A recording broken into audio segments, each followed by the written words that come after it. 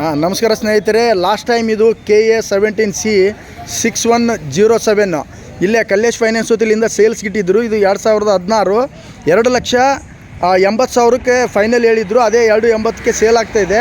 ಇವತ್ತಿನ ದಿವಸ ಏನಂತಂದರೆ ಇವಾಗ ಮತ್ತೊಂದು ಸರಿ ಹೇಳ್ತಾ ಇದ್ದೀನಿ, ಕಲ್ಲೇಶ್ ಫೈನಾನ್ಸ್ ಜೊತೆಲಿಂದ ಇದು ಸೇಲ್ಗಿತ್ತಲ್ಲ, ಈ ಗಾಡಿನ 2,80,000ಕ್ಕೆ ಇಟ್ಟಿದ್ದರು. 2,80,000ಕ್ಕೆ ವ್ಯಾಪಾರ ಆಗ್ತಿದೆ.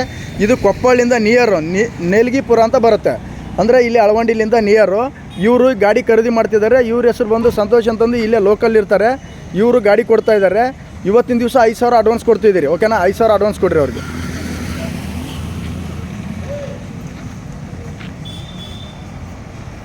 ಇವತ್ತಿನ ದಿವಸ ವ್ಯಾಪಾರ ಆಗ್ತಿದೆಯಲ್ಲ, ವ್ಯಾಪಾರ ಆದಾಗ ಈಗ 50,000 ರೂಪಾಯಿ ಕೊಡ್ತೀನಿ ಅಂತ ಹೇಳಿರಿ. ಉಳಿದಿದ್ದ ಅಮೌಂಟ್ ಲೋನ್ ಮಾಡಿ ಕೊಡ್ಬೇಕು.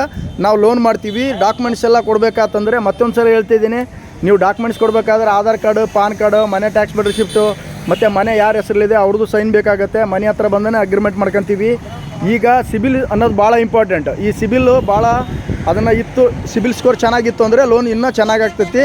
ಓಕೆ ರೀ. ಮತ್ತೊಂದು ಸರಿ ಹೇಳ್ತಿದ್ದೀನಿ, ಗಾಡಿ ಡೆಲಿವರಿ ಆಗೋ ಟೈಮಲ್ಲಿ ಮಾತ್ರ ನಿಮಗೆ ಏನೇ ಗಾಡಿ ತಂಟೆ ತಕರಾರು ಇತ್ತಂದರೆ ಅದು ನಿಮಗೆ ಸಂಬಂಧ ಬರುತ್ತೆ. ಗಾಡಿ ವ್ಯಾಪಾರ ಆಗೋ ಹೊತ್ತಿನಾಗ ಏನಾರು ಇತ್ತಂದರೆ ಅವ್ರಿಗೆ ಸಂಬಂಧ ಬರುತ್ತೆ.